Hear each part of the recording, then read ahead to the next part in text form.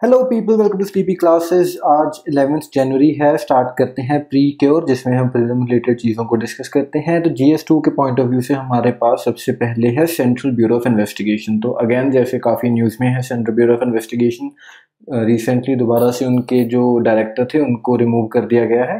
तो इसके बारे में थोड़ा जान लेते हैं। ये प्रीमियर इन्वेस्टिगेशन एजेंसी है, जुरिस्डिक्शन के अंडर आती है, ministry of personnel public grievances and pensions के अंडर। एंड इसका जो मेन काम है वो इकोनॉमिक क्राइम्स को, स्पेशल क्राइम्स या फिर केसेस ऑफ करप्शन हैं या फिर जो हाई प्रोफाइल केसेस हैं उनके ऊपर इन्वेस्टिगेट करना है। जो CBI के डायरेक्टर हैं वो एक कमेटी के द्वारा अपॉइंट किए जाते हैं, जिसमें प्राइम मिनिस्टर जो है वो चेयरपर्सन है, लीडर ऑफ ऑपोजिशन एक मेंबर है, एंड या तो चीफ जस्टिस ऑफ इंडिया हो सकते हैं या फिर सुप्रीम कोर्ट जज जिसको रिकमेंड किया है चीफ जस्टिस ऑफ इंडिया ने, वो भी एक मेंबर होंगे। एंड जब रिकमेंडेशन देगी अपनी ये कमेटी कि किसको डायरेक्टर बनाना है, तो जो आउटगोइंग डायरेक्टर होगा उनके व्यूज़ को भी कंसिडर किया जाएगा। ये सिलेक्शन कमेटी की जो प्रोविज़न है ये पहले नहीं हुआ करती थी। तो जो लोकपाल एंड लोकायुक्त एक्ट बना 2013 में, उसके अंडर इसको जो उसके स्टैट्यूट में इसको प्रोवाइड किया गया। एंड एक विनीत नारायण केस हुआ है which was related to insulating the CBI from political pressures. तो बेसिकली CBI को इंडिपेंडेंट करने के लिए ये केस था। एंड इसी केस में जो सुप्रीम कोर्ट थे तब उन्होंने बोला था कि तब CVC के अंडर बेसिकली था जो डायरेक्टर को अपॉइंट करना, लेकिन इसके बाद तब जो सुप्रीम कोर्ट थे उन्होंने बोला कि एक कमेटी बनाई जानी चाहिए। एंड उसके बाद फिर एक कमेटी बनी जो कि अब presently Lokpal and Lokayukta act के अंडर वर्क करती है। एंड इसी केस में जो मिनिमम 2 ईयर का टेन्योर CBI डायरेक्टर के लिए फिक्स कर दिया गया। ठीक है जी, तो मिनिमम है, लेकिन सच होता क्या है कि हर 2 साल बाद उनको रिमूव कर ही दिया जाता है या फिर रिटायर हो जाते हैं। इसके बाद GS3 के पॉइंट ऑफ व्यू से हमारे पास है नेशनल एग्रीकल्चर मार्केट, जिसको NAM बोलते हैं। तो ये है क्या? एक pan India electronic trading portal है। जैसे हमारी वर्चुअल मार्केट प्लेस है जिसमें से हम रोज़ सामान ऑर्डर करते हैं, तो कुछ वैसा ही बनाने की कोशिश कर रही है सरकार के जो एग्रीकल्चर में इन्वॉल्व हैं, जो फार्मर्स हैं, जो उनको जो अप्रोप्रिएट बायर एंड सेलर को मिला सके बेसिकली ऑनलाइन। तो अभी प्रेजेंटली क्या होता है कि जो फिज़िकल इंटरफेस है वो एक बैरियर है, क्योंकि जो एक्सेस नहीं हो पा रहे फार्मर्स को, जो दूर कहीं बेटर प्राइस पे करने के लिए बायर्स अवेलेबल है उनका। तो ये जो NAM का प्लेटफॉर्म है या पोर्टल है, इसको ऑपरेट करता है small farmers agri business consortium. तो इसके बारे में आप थोड़ा खुद से सर्च कर सकते हैं। एंड एक स्ट्रेटेजिक पार्टनर भी सिलेक्ट किया जाता है इसी पर्पस के लिए। एंड इसमें होता क्या है, बेसिकली जो मटेरियल फ्लो है वो तो मंडीज़ के थ्रू ही होगा, जो हमारी APMCs हैं उनके थ्रू। लेकिन जो ऑनलाइन मार्केट है वो क्या कर देगी, ट्रांजैक्शन कॉस्ट को रिड्यूस कर देगी। एंड जो इन्फॉर्मेशन एसिमेट्री है कि कहीं पर बायर अवेलेबल है, ज़्यादा प्राइस पे करने के लिए तैयार है, लेकिन फार्मर को पता ही नहीं कि कोई ऐसा पर्सन एग्जिस्ट कर रहा है, तो इस चीज़ को ख़त्म करेगी ये चीज़। एंड ये एक कोई पैरेलल मार्केटिंग स्ट्रक्चर नहीं है, बट एक इंस्ट्रूमेंट है, एक डिवाइस है जो कि एक नेशनल नेटवर्क बनाना चाह रहा है हमारी फिजिकल मंडीज़ को कनेक्ट करके ऑनलाइन। एंड ये इंपॉर्टेंट क्यों है? क्योंकि जो करंटली APMCs रेगुलेट करती हैं मार्केट यार्ड्स, उनका स्कोप काफ़ी लिमिटेड है। तो एक फर्स्ट पॉइंट ऑफ सेल ही है वो, जहाँ पर फार्मर जाता है, जो भी उनको प्राइस मिलता है वहीं पर उसी प्राइस के ऊपर चीज़ों को सेल करके वापस आ जाते हैं। तो उनको एक्सप्लोर करने का मौका नहीं मिल रहा फार्मर्स को, जो वेरियस बायर्स हैं उनको। And the fragmented and high cost agriculture economy prevents economies of scale and seamless movement of agri goods. तो क्योंकि जो APMCs हैं हर स्टेट में बेसिकली एक अलग APMC एक्ट है, तो जो पूरा इंडिया की अगर हम एग्रीकल्चर मार्केट की बात करें तो वो टोटली फ्रेगमेंटेड है। एंड एक जगह से दूसरी जगह तक जाने के लिए फिर दोबारा से ट्रांजैक्शन कॉस्ट है, APMC के खुद के कुछ कॉस्ट हैं। तो इसी कारण जो वो टैक्सेस लगाते हैं या फीस है जो मंडी की, तो इससे क्या होता है, इकॉनमी ऑफ स्केल नहीं हो पाता, क्योंकि एक तो हमने फ्रेगमेंट कर दी है मार्केट प्लेस को, दूसरी बात क्या है कि सीमलेस मूवमेंट नहीं हो पाती, बार बार क्लियरेंसेज वगैरह के चक्कर में उलझा रहता है सामान। एंड जो प्लेटफॉर्म है it is created with investment by ministry of agriculture and farmers welfare. तो मिनिस्ट्री ऑफ एग्रीकल्चर इसमें इन्वॉल्व है। एंड ये जो स्पेशल सॉफ्टवेयर होगा इसको डेवलप किया है NAM के लिए, is available to each mandi which agrees to join the national network free of cost with necessary customization to conform to the regulations of each state mandi act। तो basically क्या है कि जो सॉफ्टवेयर है ये सरकार फ्री प्रोवाइड कर रही है हर मंडी को, ताकि जो अपफ्रंट कॉस्ट भी ना देनी पड़े उनको ऑनलाइन मूव करने के लिए।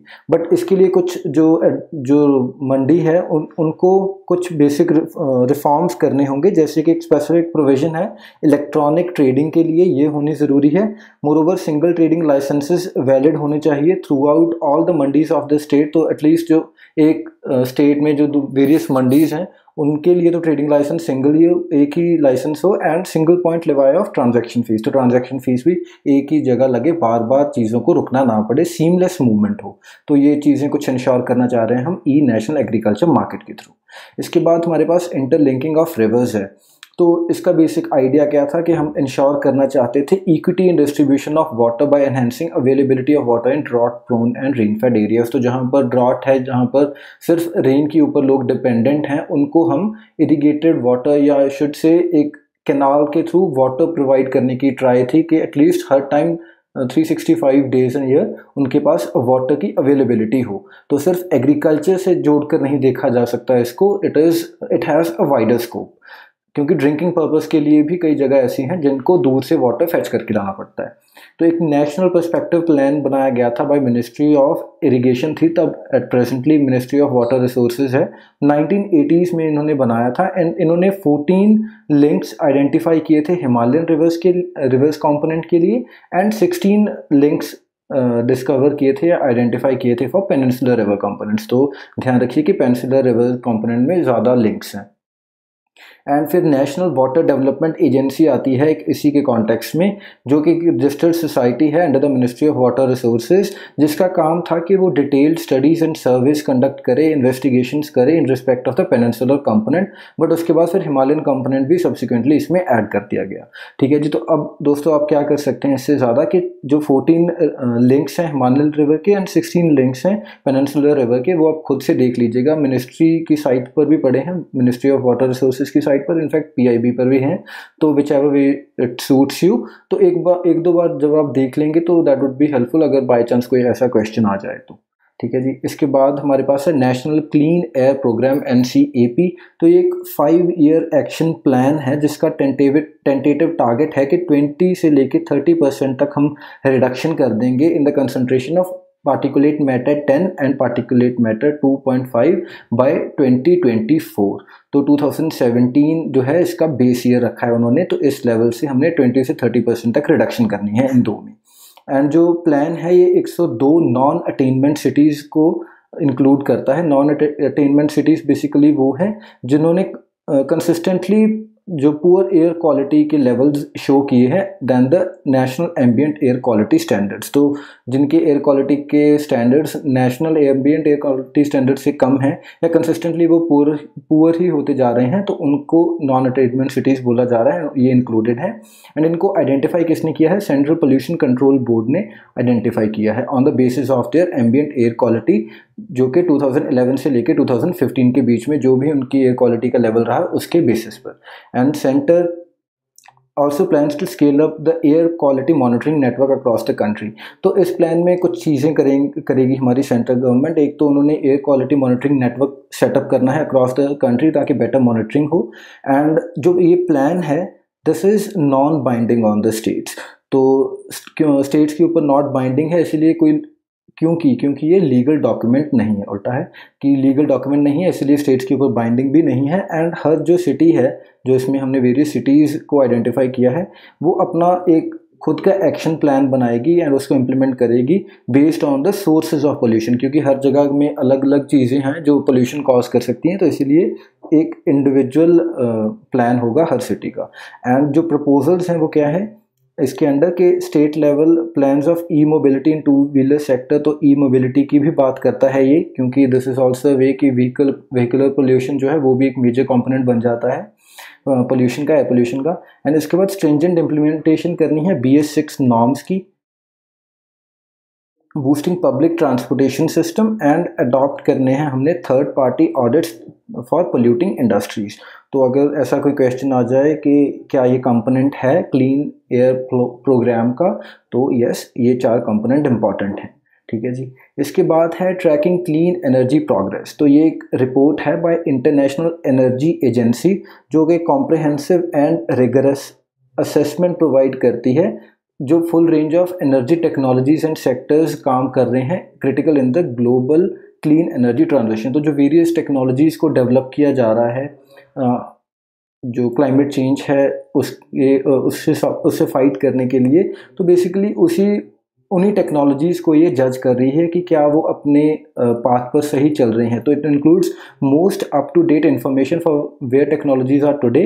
तो प्रेजेंटली टेक्नोलॉजीज़ कहाँ पर हैं एंड उनका जो अप्रोप्रिएट लेवल है कहाँ पर होना चाहिए था, ये गैप जो है ये ट्रैकिंग क्लीन एनर्जी प्रोग्रेस हमें बताता है।